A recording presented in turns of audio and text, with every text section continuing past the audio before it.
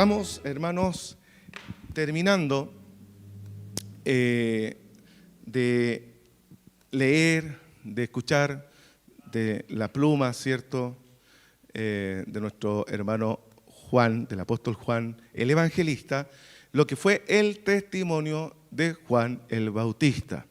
Algunas pinceladas, ¿cierto?, de lo que se vivió en el inicio del ministerio de nuestro Señor Jesucristo. El Señor nos relata a través, ¿cierto?, de esta crónica que hace nuestro hermano Juan acerca de cómo se vive el momento en que Juan el Bautista se encuentra ya no con su primo, ya no con aquel pariente que probablemente lo conocía de manera humana, sino que ahora le es revelado por Dios a través del Espíritu Santo sobre su vida y con pruebas indubitables de la presencia del Espíritu sobre Jesús, que el que tiene enfrente no es un hombre cualquiera, sino que es el Cordero de Dios el que quita el pecado del mundo. Y es extraordinario, mis hermanos, porque deben ser de los versículos más iluminados que el apóstol Juan escribe, puesto que está hablando acerca de la verdad inmutable que sostiene nuestra fe, que es acerca de la deidad de Jesucristo. ¿Y por qué es tan importante, mis hermanos, reforzar y conversar una, dos y tres veces? Y hemos vivido probablemente toda una vida escuchando que Jesús es Dios, puesto que si Él no lo fuera, en vano estaríamos reunidos. En vano sería nuestra fe, todo se caería a pedazos. Por eso que, a pesar de los esfuerzos humanos, nunca han encontrado nada más que una tumba vacía en Jerusalén. Porque nuestro Señor murió, pero el tercer día fue levantado de la tumba. Glorioso, se le fue dado a Él todo dominio sobre el cielo, sobre la tierra y lo que está en las profundidades de la tierra. Y ese Cordero de Dios tiene, ¿cierto?, un encuentro con quien preparó el camino. Y cuando hablamos de preparar el camino, no es otra cosa, hermano, que una predicación testimonial y cristocéntrica que el Señor puso en el corazón y en la mente de Juan el Bautista. La predicación de él podría ser, tal vez para muchos, poco atractiva, poco entretenida, monótona tal vez, hermano, pero él daba testimonio del que había de venir. Esa era su predicación. Él, hermano, no se entretuvo en las leyes, en los mandamientos, en los rituales, hermano, no se detuvo en la práctica habitual que tenía la religiosidad judía.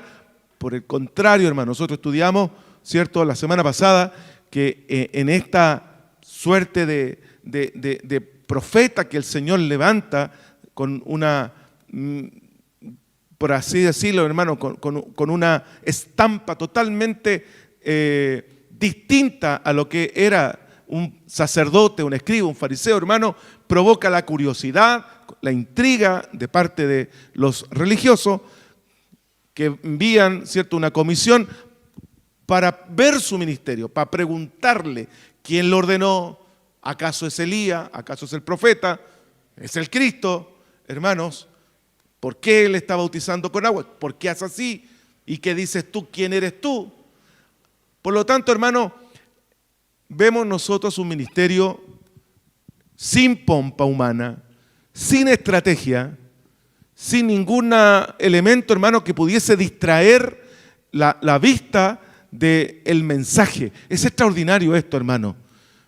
Es extraordinario, puesto que cuando uno escuchaba, cuando uno miraba, ¿cierto?, o mira hoy día desde esta distancia de siglos, desde que Juan el Bautista predicó, hermano, podemos ver un mensaje claro y no vemos el mensajero. Se diluye el mensajero, hermano. No está en la memoria el mensajero, el ministerio, la infraestructura, hermano, la antesala, la parafernalia que podría haber rodeado, hermano, un ministerio grandilocuente como el que manejó Juan el Bautista con ese poder extraordinario, ¿cierto?, que provocaba que las masas acudieran a ser bautizadas en el Jordán, a arrepentirse de sus pecados y a volverse, hermano, con un corazón sensible. ¿Para qué? Para el que había de venir. Y el que había de venir, vino. Y se encontró con él. Y cuando él le vio, cayó rendido a sus pies. Que el Señor nos bendiga. De eso el Señor nos va a hablar. El descenso del Espíritu Santo sobre él no fue otra cosa que confirmar, hermano, la autoridad divina y la misión que el Señor había encomendado, por la cual lo encarnó en la persona de Cristo Jesús. Jesús no solo, hermano, perdona, no solamente perdona pecado, sino que transforma el corazón del hombre, que son dos cosas distintas, que van juntas.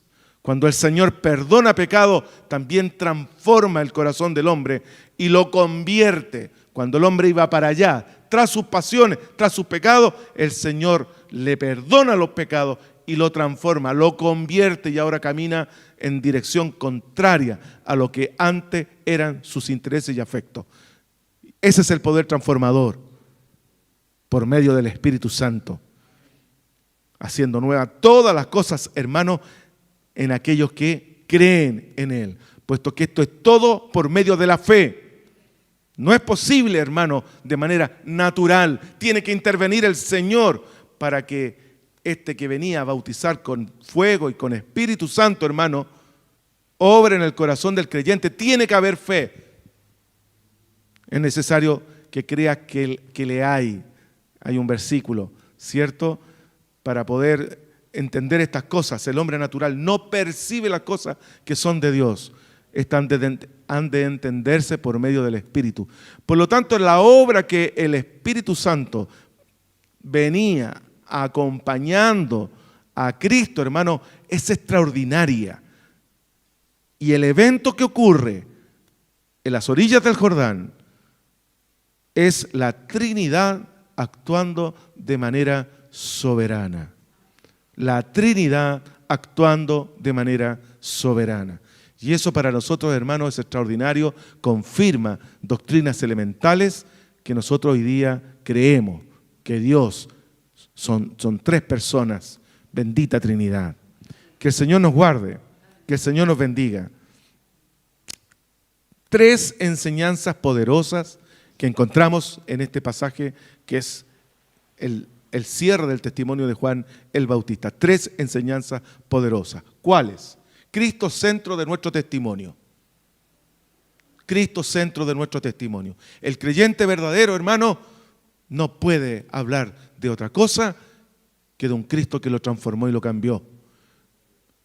Yo tengo resonando el testimonio del pastor Bernal, parece que se llamaba Bernardo, ¿cierto?, de Gendarmería, que el Señor Cristo, cuando llega a su corazón, hermano, ¿en qué circunstancias lo pilla? Queriendo matar a su papá y su mamá.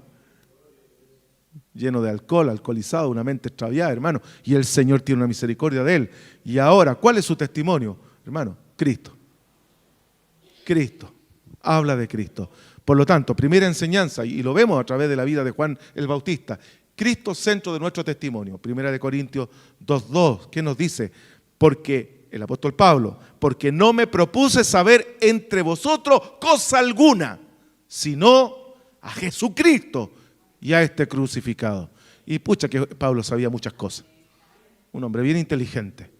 Pero él miró todo como, y tiene un nombre bien feíto, todo lo que él sabía, todo lo que él había acumulado de inteligencia, de educación, hermano, él lo mira como estiércol ante el conocimiento del Evangelio del Señor. Ahora, no es que lo desprecies, sino que el conocimiento del Evangelio, hermano, es superior a cualquier conocimiento humano. Segunda enseñanza poderosa, solo el Espíritu da vida a la iglesia, al creyente. Nada puede dar vida al corazón muerto en delitos y pecados que el Espíritu Santo que viene del cielo. No puede despertar a vida, hermano, con palabrerías humanas, con estrategias, con emociones. No hay nada, hermano, no hay nada, absolutamente nada que pueda dar vida al corazón del creyente, al corazón de la iglesia, si no es obra del Espíritu Santo. Nadie puede jactarse ante Dios que despertó a vida solo. Un día yo quise venir al Evangelio y yo vine y yo me santifiqué. Todo eso es obra del Señor. Es obra del Señor. El Señor se acerca a nosotros. ¿Qué puede hacer un muerto, hermano? Nada. ¿Y cómo nos encontró el Señor? Muerto en delitos y pecados. Una mente extraviada, cauterizada, dice Romanos 1. Y de ahí el Señor tuvo misericordia. Que el Señor nos guarde.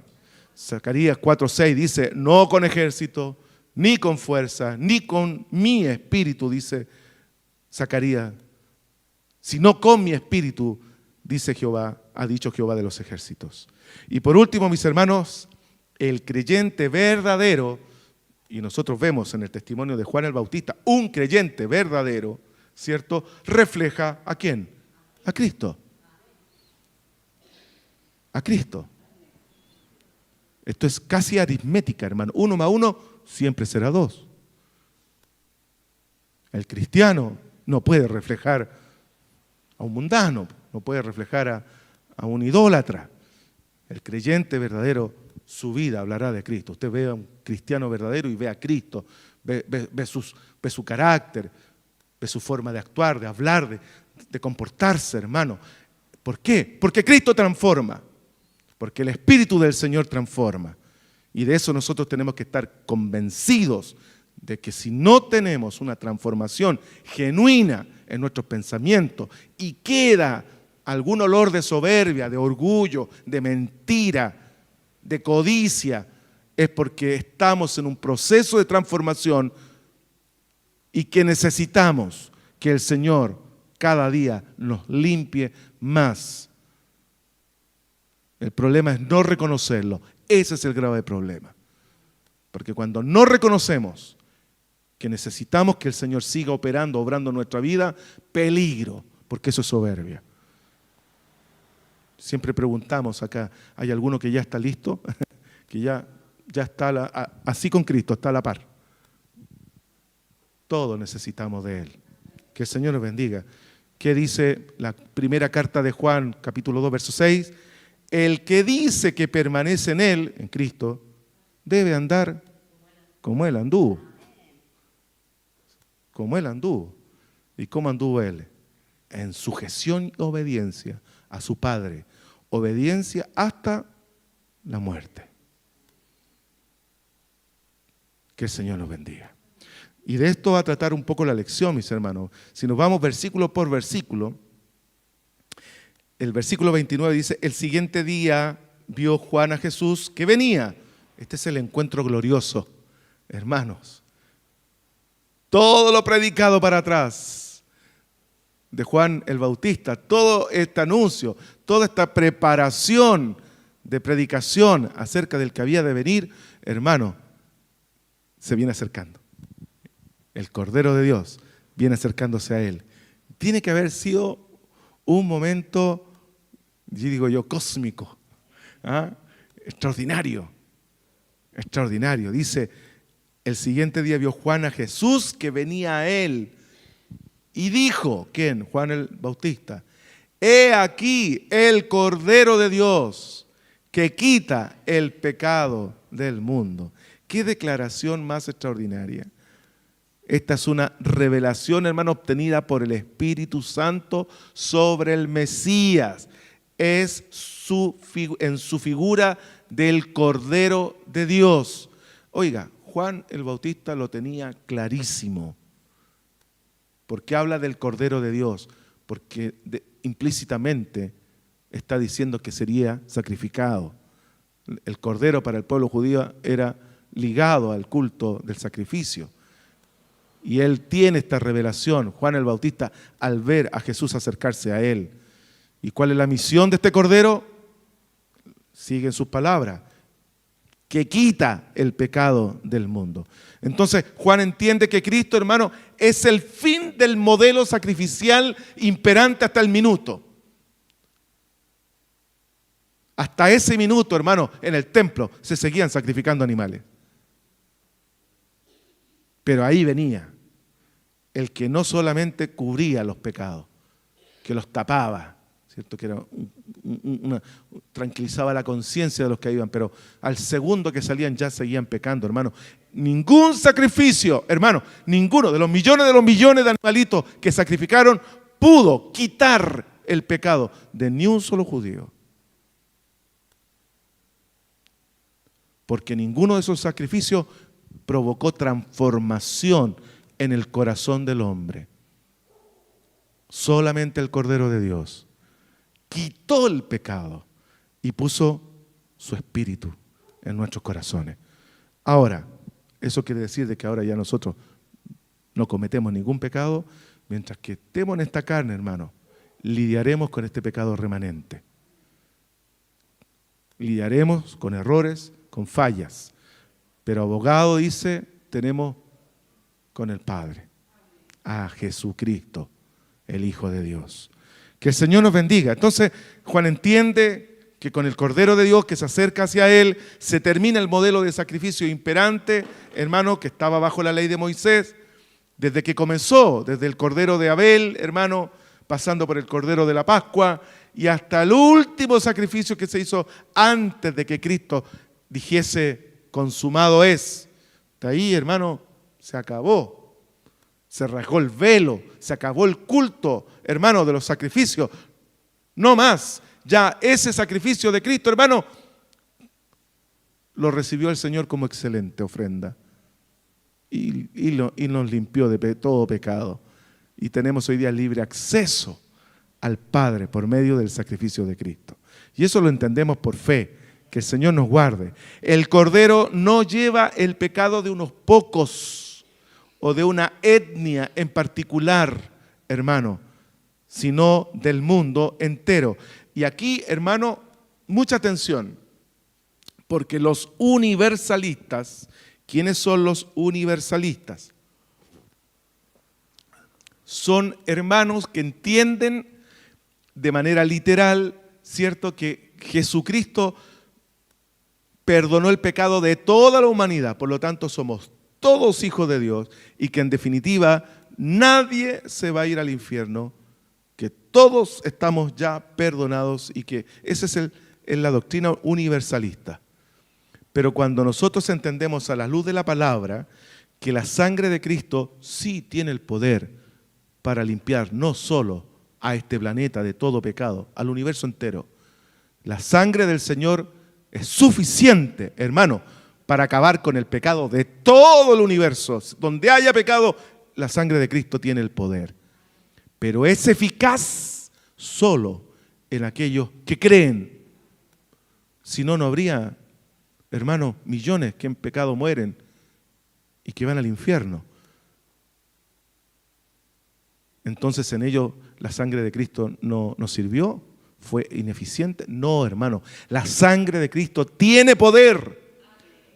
Y el poder suficiente para cubrir y limpiar el pecado de todo el mundo, de toda criatura nacida de hombre. Pero es eficaz, hermano, es eficaz para aquellos que creen en su nombre. Y será por justicia para aquellos que rechazan, para aquellos que le rechazan. Porque esa misma sangre que para nosotros será una bendición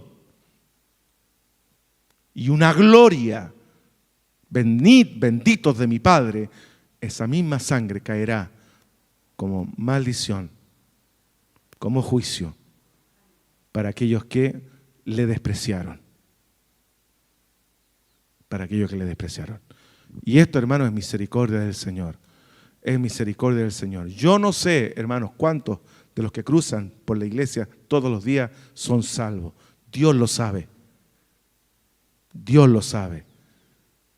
Por lo tanto, nosotros tenemos que dar testimonio de Cristo, que Cristo vino de tal manera, amó Dios al mundo, que ha dado a su Hijo unigénito, para que todo aquel que en Él cree, ahí está la eficacia, no se pierda, mas tenga vida eterna. Y continúa, ¿cierto? Y el que no cree será condenado. Que el Señor nos bendiga. Que el Señor nos guarde, que el Señor nos bendiga. Por lo tanto, mis hermanos, cuando se refiere a mundo, ya no es solamente para los judíos. Eso es lo que está diciendo. Quita el pecado del mundo, no tan solo de la etnia judía, porque los judíos, hermanos, no se juntaban con los gentiles. Para ellos todos eran perros gentiles, menos los samaritanos. Solamente ellos decían, los judíos son solamente, Dios es solamente Dios de los judíos. Que el Señor nos bendiga. Vamos a Apocalipsis. ¿Qué dice Apocalipsis, hermano? 5:9. Y cantaban un cántico nuevo, diciendo, digno eres de tomar el libro y de abrir sus sellos, porque tú fuiste inmolado. ¿Hablando de quién? De Cristo. Y con tu sangre, ¿qué cosa? Nos has redimido para Dios. Y aquí es donde viene el mundo. De todo linaje, y lengua, y pueblo, y nación. Entonces esta salvación no es exclusiva de los judíos.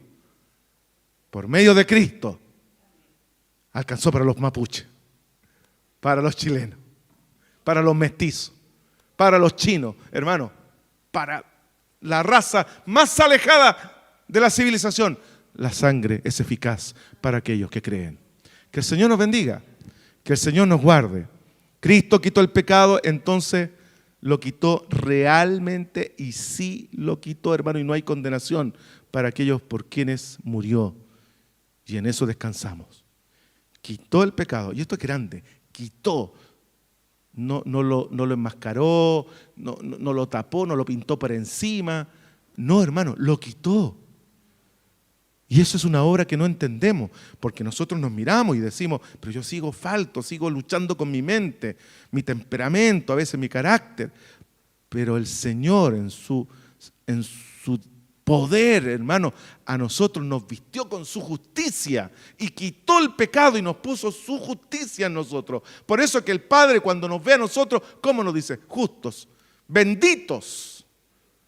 Y el apóstol Pablo, cuando se refería a la iglesia, ¿cierto?, a los santos de Corinto, a los santos él lo hablaba porque por medio de Cristo, hermano, el Señor nos ve hijos, nos adoptó. Y usted, hermano, a veces nosotros no vemos ningún defecto en nuestros hijos, hermano, ¿cierto? Para nosotros son perfectos y son nuestros hijos, y el Señor nos ve así, como sus hijos. Versículo 30 dice, este es aquel de quien yo dije, después de mí viene un varón, el cual es antes de mí, porque era primero que yo. Parece un trabalengua, hermano. Pero Juan el Bautista está hablando cosas tremendas. Un entendimiento, hermano, extraordinario de quien tiene al frente en ese minuto. Él está hablando a sus discípulos. Este es de quien yo les dije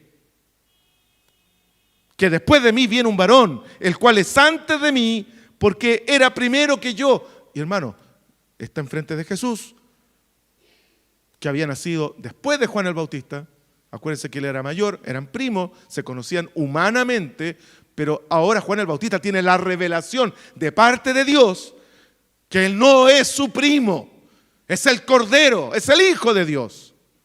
Hermano, y eso habla de una humildad, de cómo un hombre está lleno del Espíritu Santo, que a pesar de ser mayor que su primo, de tener un ministerio hasta ese minuto, hermano, extraordinario, que aún los fariseos tiemblan y no comentan nada de él porque se echarían al pueblo encima, hermano, puede reconocer con humildad, de este el que yo les hablaba. Este es el que había de venir. Y yo bautizo con agua, pero este viene y bautiza con espíritu y fuego. Hermano, dándole toda la honra y la gloria a Cristo, que comenzaba su ministerio. Que el Señor sea glorificado. Este es aquel de quien yo dije. Esta frase nos recuerda que la predicación de Juan siempre fue cristocéntrica. Y yo me pregunto, cuando usted conversa de las cosas del Señor, ¿está Cristo en el centro? El Señor nos ayude. Cristocéntrica. No hubo distracción, hermano, no hubo autopromoción de él. No se recuerda, hermano, a un Juan el Bautista hablando de otras cosas, imponiendo cargas hacia... Él solamente llamaba a arrepentiros y convertidos, porque el reino de Dios se ha acercado. Ya lo tenía cerca, lo tenía a centímetros. Ahí estaba el rey del reino, Cristo encarnado, el Hijo de Dios. La frase "después de mí viene un varón", hermano, reconoce el orden temporal de su ministerio. Juan vino primero, pero su propósito era preparar el camino de aquel que vendría después. Sin embargo, Juan inmediatamente aclara: Jesús es antes de mí. ¿Por qué? Porque él sabía que había sido anunciado en todas las profecías. Era el Mesías. Era antes de mí. Y no es tan solo algo cronológico, hermano, sino precedencia eterna. Él es el Verbo. Juan Evangelista, hermano, lo declara. Él es el Verbo. Que el Señor nos ayude. Pablo dice a los Efesios en el capítulo 1, versículo 22, acerca de lo que es Cristo. Y lo sentó, dice, a su diestra en los lugares celestiales, sobre todo principado y autoridad, y sometió todas las cosas bajo sus pies. Hablando de Cristo. Él es supremo sobre todas las cosas. La iglesia debe reconocer siempre la preeminencia de Cristo sobre todas las cosas. Sobre todas las cosas. Que el Señor nos guarde. Versículo 31. Y yo no le conocía, dice, mas para que fuese manifestado Israel, por esto vine yo bautizando con agua. ¡Qué humildad! ¡Qué hombre más humilde! Y yo no le conocía. Juan, con una honestidad digna de un creyente transformado, confiesa humildemente que no conocía. Y esto no está en la Biblia, pero yo pienso, ¿cuántas veces de niño Elizabeth y María a lo mejor se juntaron a un cumpleaños? No sé si celebraban cumpleaños de tiempo. ¿Ya? Vamos a suponer que se celebraban cumpleaños. A lo mejor se juntó Juan chiquitito con Jesús, jugaron. Y él dijo, yo no lo conocía. ¿Cuántas veces jugué con él? ¿Cuántas veces, no sé, pues compartí con él? Y yo no lo conocía. Pero él no está hablando de que no lo conocía como persona, porque él sabía que era su primo, el hijo de su tía María. Él está hablando de que no lo conocía. A lo mejor lo conoció tanto tiempo y no tenía la revelación de que él era el Hijo de Dios. Pero en ese momento, el Espíritu Santo le revela a Juan, este es el Cordero de Dios. Y al final termina con una frase extraordinaria, pero vamos paso a paso. Entonces, mis hermanos, el conocimiento verdadero de Cristo proviene por revelación de Dios. Y esto es importante. Esto es importante. Juan y Jesús probablemente compartieron muchas veces antes de esta escena. Y Juan confiesa, y yo no lo conocía. Una vez, lo dijo 2 veces en este texto. Yo no lo conocía. Yo no lo conocía. Es como que nos está diciendo, oiga, estuve tantas veces tomándote con él. Tantas veces compartí con él y yo no lo conocía. Hasta que el Señor me lo reveló. Hasta que Dios me reveló de que el que venía ahí, cuando vi, ¿cierto?, el Espíritu Santo reposar sobre él, y Dios me había dicho, cuando tú veas que el Espíritu Santo repose en el varón, ese es. Entonces, este es el Cordero que quita el pecado del mundo. Entonces, conclusión para nosotros como iglesia, la revelación de Cristo como nuestro Salvador no es humana ni intelectual. Usted no lo aprende en el colegio, no lo aprende en la universidad, no lo va a aprender, hermano, con algún manual. Esto es por obra del Espíritu Santo, quien abre nuestros oídos espirituales para escuchar ¿con qué cosa? Con fe, la palabra por el cual se revela Cristo el Señor. Dios tiene multiforme gracia para revelarse al hombre. En el caso de Pablo, hermano, fue una voz audible, una luz cegadora, lo bota del caballo, hermano, y le dice: Pablo, Pablo, ¿por qué me persigues? Y Pablo dice: ¿quién eres tú? ¿Qué podría haber dicho Pablo ahí? Y yo no le conocía. Yo no le conocía. Iba en caballo a Damasco matando cristianos, yo no le conocía. Pero ¿cuándo le conocí? Cuando el Señor se le reveló, Él le apareció el camino. El Dios de la gloria seguía los pasos de Pablo y lo ubicó en el momento preciso, hermano. ¿Y todos se convirtieron los que iban con él o no? No. Vieron la luz, pero no escucharon. Porque es una conversación personal. Aleluya. La salvación es personal. El encuentro que tiene Dios con el hombre no es comunitario, hermano. No es algo así como muchas veces ustedes han visto y yo he visto. Se sacan un bastón y lo tiran y reparten el Espíritu Santo y se caen hacia atrás, hermano. Eso es entretención, emocionalismo. El Señor tiene un encuentro personal con el hombre. Yo soy Jesús de Nazaret, a quien tú persigues. Como un día nosotros también íbamos a Damasco haciendo totalmente lo contrario a lo que el Señor nos quería que hiciéramos. Pero tuvo misericordia. ¿En qué momento? No lo sé. ¿En qué momento? Si cuando niño, adulto, no sé en qué minuto el Señor se le apareció a usted y le reveló personalmente de que Él es el Cordero que quita su pecado, mi pecado. Que el Señor nos bendiga. En otras palabras, hermano, Juan declara que no conocía a Cristo por sí mismo, sino hasta que el Espíritu de Dios se lo reveló. De este modo se nos enseña que nadie puede conocer a Cristo, sino a aquel a quien el Padre lo revela. Y esto está conectado, hermano, con la enseñanza del mismo Jesús en el Evangelio de Mateo, capítulo 16, verso 17, que dice: entonces le respondió Jesús, ¿a quién? A Pedro: bienaventurado eres, Simón, hijo de Jonás, porque no te lo reveló carne ni sangre, sino mi Padre que está en los cielos. Cuando Él les preguntó a sus discípulos: ¿y ustedes qué creen que soy? Y Pedro dijo: tú eres el Cristo, el Hijo de Dios. Que el Señor nos bendiga. Que el Señor nos guarde.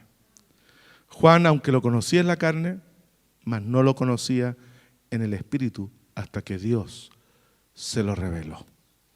Y esa es una gran enseñanza para nosotros, mis hermanos. Más para que fuese manifestado Israel. La palabra manifestado,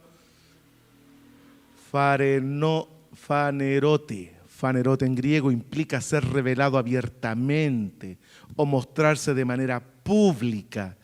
Cristo, el Verbo eterno, existía antes de los siglos, Juan 1:1, pero debía ser revelado en el tiempo señalado. En el tiempo señalado. Y Juan es el vocero que anuncia la llegada del Rey. Y en esa escena en que Cristo viene caminando, Jesús viene caminando hacia Él, el vocero anuncia la llegada del Rey. Y los religiosos, hermanos, y los fariseos, los escribas, se lo perdieron. No lo reconocieron. No lo reconocieron. Su religiosidad, sus tradiciones, hermanos, los tenía ciegos. Y Dios no les abrió el corazón por su incredulidad. Y le concedió este privilegio a nosotros, que estábamos a miles de kilómetros de allá. Ninguna esperanza. Y Dios nos abrió el corazón, nos abrió los oídos, para que hoy día, por fe, hermano, porque ni siquiera estamos en ese momento. Esto pasó hace más de 2000 años atrás. Y por fe estamos aquí en esta iglesia, regocijándose en nuestro corazón de que el Señor se acordó de nosotros y que vino y se presentó. Que el Señor nos bendiga. El bautismo de Juan, hermano, no tenía poder redentor, era un signo de arrepentimiento. Cuando Él dice: por esto vine, yo bautizando con agua, era una preparación espiritual, pero sin embargo, su función principal era servir de un escenario para la manifestación del Mesías. El bautismo de Jesús, el Espíritu Santo desciende y el Padre da testimonio desde el cielo. Usted lo lee en Juan 1, 32 al 34, dice, y en Mateo 3, 16, 17, y con esto se manifiesta de manera gloriosa la bendita Trinidad. Pocas veces vemos a la Trinidad en pleno, obrando de manera tan ilustrativa. Lo vemos en Génesis cuando dice, hagamos al hombre. Pero aquí el Espíritu Santo reposa sobre el Hijo de Dios y una voz del cielo, este es mi Hijo amado, en el cual tengo contentamiento, complacencia. Que el Señor nos ayude. Versículo 32, también dio Juan testimonio diciendo, vi al Espíritu que descendía del cielo como paloma y permaneció sobre él. Esto no fue, hermano, un acto místico ni humano, sino una obra divina y soberana de Dios. Y nos muestra, hermano, a la Trinidad, actuando en unidad, el Padre enviando al Espíritu Santo sobre el Hijo, y el Hijo presentándose con el siervo, como el siervo ungido. Enviando, hermano, al Espíritu Santo sobre el Hijo. Y Él se nos presenta, ¿cierto?, como el siervo ungido de Dios. En Isaías 11:2 vemos esto profetizado. Isaías 11:2. ¿Qué dice este versículo? Y reposará sobre él el Espíritu de Jehová, Espíritu de sabiduría y de inteligencia, Espíritu de consejo y de poder, Espíritu de conocimiento y de temor de Jehová. Isaías 42:1. ¿Qué dice? He aquí mi siervo, yo le sostendré, mi escogido, en quien mi alma tiene contentamiento, he puesto sobre él mi espíritu. Y todo se cumple en esa escena hermosa en que esta paloma reposa sobre él. Qué extraordinario, hermano, para Juan el Bautista ver el cumplimiento de profecías tan concretas y que de manera literal se cumplen en Cristo el Señor. Avanzamos. Versículo 33. Y yo no le conocía, nuevamente, pero el que me envió a bautizar con agua, aquel me dijo, sobre quien vea descender el Espíritu y que permanece sobre él, ese es el que bautiza con el Espíritu Santo. Una señal, hermanos, clara y concisa de quién sería el Cordero de Dios. Nuevamente Juan el Bautista confiesa, yo no lo conocía. Admite que su conocimiento de Cristo no provenía de carne ni sangre, sino de la revelación de Dios. Juan, ya lo sabemos, lo conocía como primo, pero no como el Cordero de Dios. Primera de Corintios 2:13 dice, lo cual también hablamos no con palabras enseñadas por sabiduría humana, sino con las que enseña, ¿qué cosa? El Espíritu. El Espíritu. El Espíritu, hermano de Dios, es el que nos revela las cosas del Señor. Cuando usted lee la palabra del Señor y la entiende, eso es una obra del Espíritu.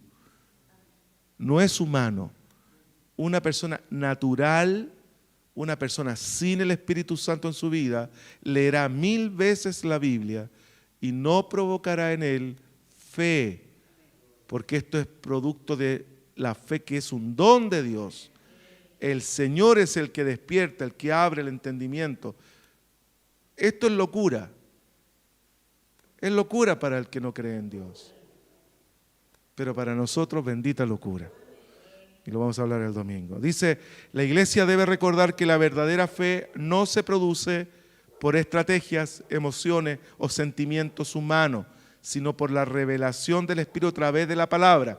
Las iglesias que dependen, hermano, y en esto no nos podemos perder de vista, muchas iglesias, hermano, hoy día, muchas congregaciones, dependen, hermano, de lo entretenido de sus cultos de las estrategias para mantener cautiva la audiencia, hermanos, de un sinfín de elementos que llamen la atención, la atracción. Pero esto, hermanos, es olvidar que el conocimiento de Cristo viene del que envía, que es el Padre, viene de parte del Espíritu Santo, el conocimiento de Cristo, no del que expone o el que entretiene. Yo puedo aquí, hermanos, cautivarlos con una bonita predicación, con una bonita exposición, hermanos, pero no soy yo el que provoca en usted fe para que la palabra obre. Es el Espíritu Santo que está en usted, que le permite escuchar con fe. Por eso, hermano, usted puede ver en la iglesia, muchos vienen, vienen y van, y no es el pastor, no es lo que vivimos, es la obra que el Señor ha hecho en el corazón del hombre que le permite escuchar con fe para que Dios pueda entrar en ese corazón y transformarlo.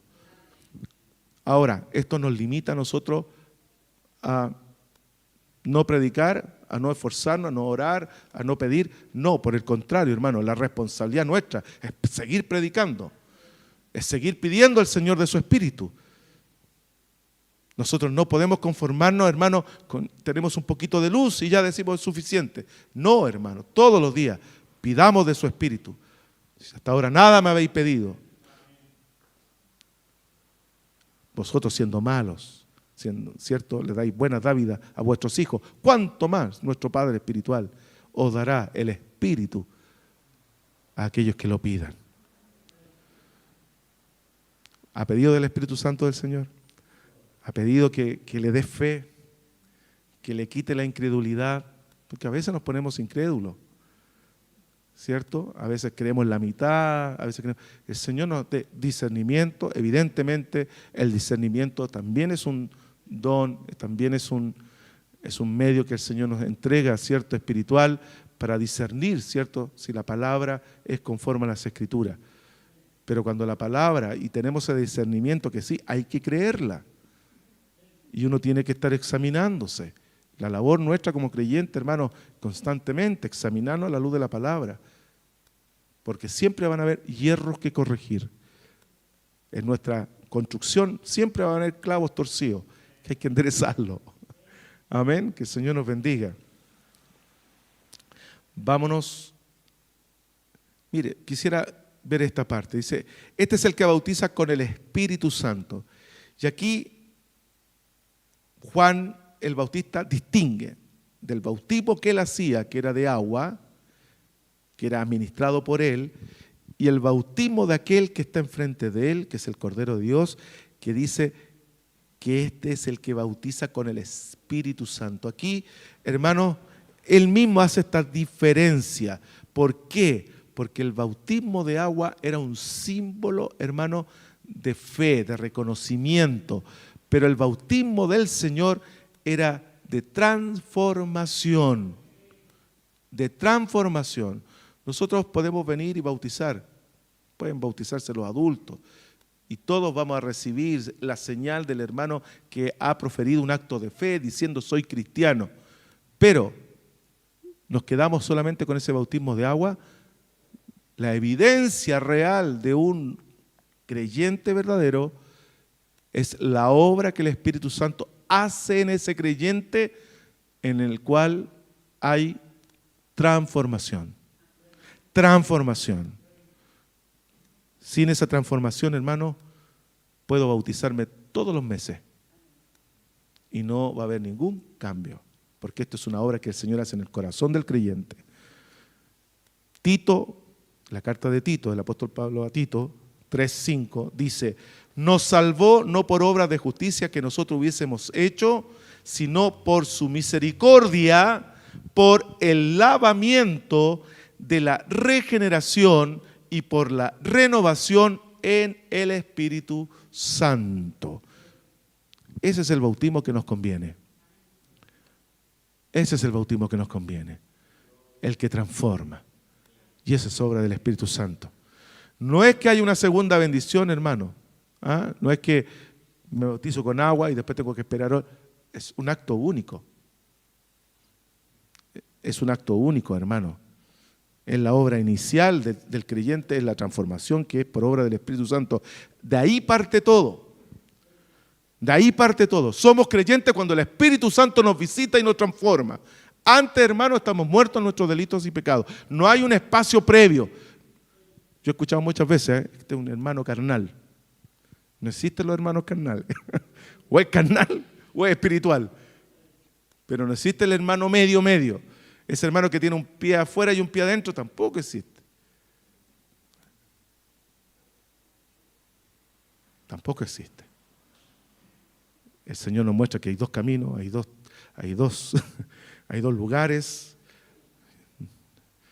Hay un Señor y hay un demonio, un diablo, hermano, un cielo y un infierno. Un camino angosto y uno ancho, una puerta estrecha y una ancha. No hay términos medios. Que el Señor nos ayude, que el Señor nos guarde. Por lo tanto, mis hermanos, el bautismo de Cristo en el Espíritu no obedece a rituales externos, ni confesiones místicas de transformación. Yo recuerdo muchas veces, y anoche conversábamos de esto, es que hay que hacerle confesión de fe, me decía. Usted puede hacer una confesión de fe. Y antiguamente en las campañas salían muchos y hacían confesión de fe. Y no digo, hermano, que algunos de ellos genuinamente, de su corazón, y el Señor a lo mejor en ese momento los transformaba. Pero una expresión exterior como un bautismo, como una confesión de fe, no asegura que el hombre genuinamente sea transformado por el Espíritu Santo. Porque esta obra es progresiva. Es progresiva. ¿Por qué? Porque se evidencia por qué cosa. Por los frutos. Por los frutos los conoceréis. Por los frutos. Y un árbol para que dé fruto, usted no planta un árbol y a los 10 segundos, a la hora ya está comiendo paltas, ¿cierto? Tiene que abonarla, regarla.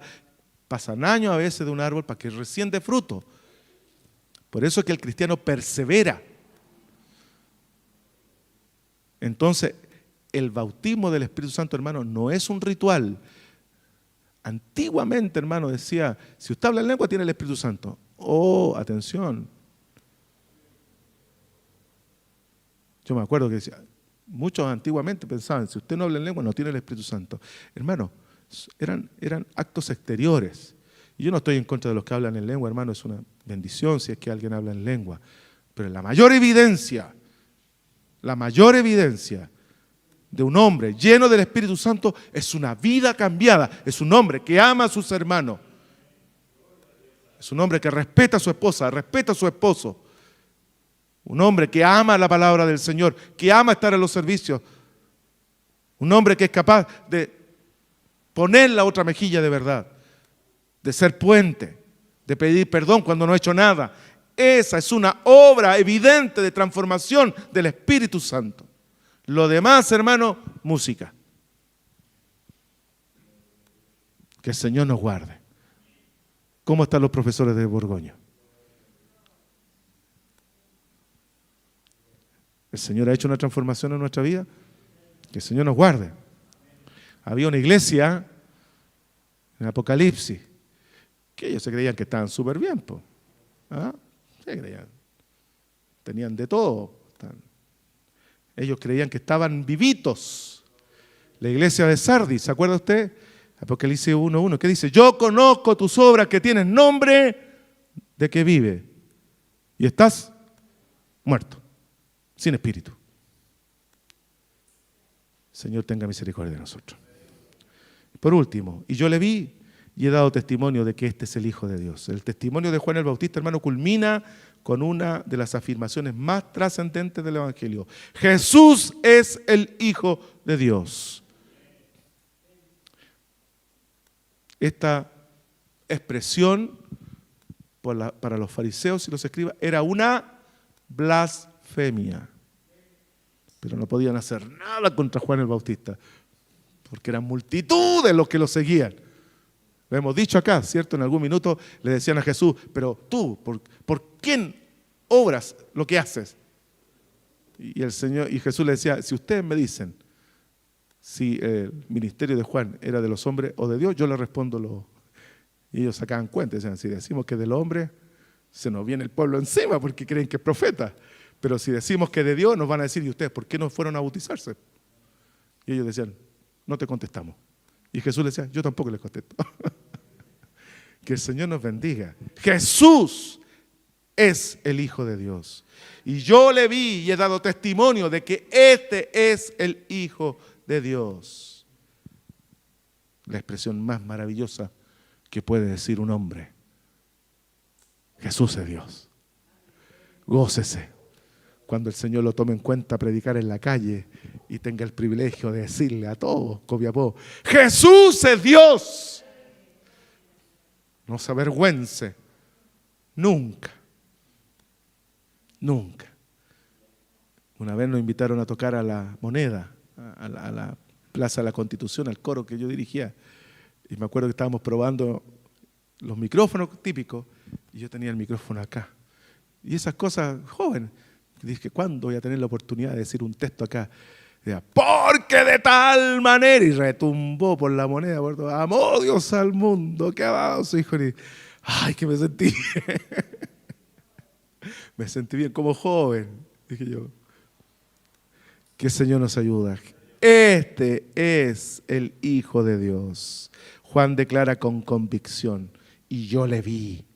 No se trata de una visión simbólica, sino de una expresión real y confirmada por Dios mismo. Juan fue testigo ocular del descenso del Espíritu sobre Cristo y su testimonio se apoya en ese hecho visible.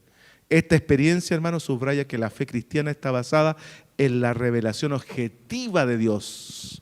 Objetiva de Dios. ¿De quiénes? De los apóstoles y profetas. ¿Se acuerda usted del conflicto que habían? Y Juan tiene que salir y Pablo tiene que salir a defender, porque algunos decían que Jesús no había resucitado, un hombre que murió nomás y lo escondieron, y decían, no, se le apareció a Cefas, y después a los 12, y después a 500 hermanos, y luego nuevamente a los discípulos, y por último, y como un abortivo, dice, se me apareció a mí. Soy testigo ocular de que Él era el Hijo de Dios, como Juan el Bautista está diciendo, yo le vi. Este es el Hijo de Dios. Y nosotros por la fe repetimos lo mismo. Jesús es Dios. Él es el Hijo de Dios, a quien damos toda la honra y toda la gloria. Las tres enseñanzas, hermanos, no se olvide usted. Testimonio cristocéntrico. El mensaje del Evangelio se trata de Cristo, el Cordero que quita el pecado. Todo lo demás es secundario. Escuchemos a Pablo en 1 Corintios 2:2, porque no me propuse saber entre vosotros cosa alguna, sino Jesucristo ya esté crucificado. 2, el poder del Espíritu Santo hace a una iglesia y a un creyente vivo. Sin su presencia, la del Espíritu Santo, la iglesia puede tener actividad, pero no vida. Y yo veo muchas iglesias hoy día, como por ejemplo la de los Testigos de Jehová. Vida, todos los sábados salen, ¿cuántos testigos que van en pareja? Golpeando cada puerta. Mucha actividad, pero muertos espiritualmente, porque no aceptan a Cristo como su Salvador. El creyente verdadero refleja a Cristo, nuestra vida de reflejar al Hijo de Dios en palabra y obra. Como dijo el Señor en Juan como dijo el apóstol Juan en 1 de Juan 2:6, el que se dice que permanece en él debe andar como él anduvo. Por último, el texto sagrado, hermano, Isaías 61:1. El Espíritu de Jehová, el Señor, está sobre mí, porque me ungió Jehová, me ha enviado a predicar buenas nuevas a los abatidos, a vendar a los quebrantados de corazón, a publicar la libertad a los cautivos y a los presos, apertura de la cárcel. Y este mismo versículo fue el que Jesús leyó en la sinagoga. Con este inició su ministerio en la sinagoga ante los judíos. Le pasaron el rollo de Isaías, él lo abre, salió en el 61:1. Y todos quedaron así. Ese es nuestro Dios. Oremos al Señor y demos gracias por su palabra.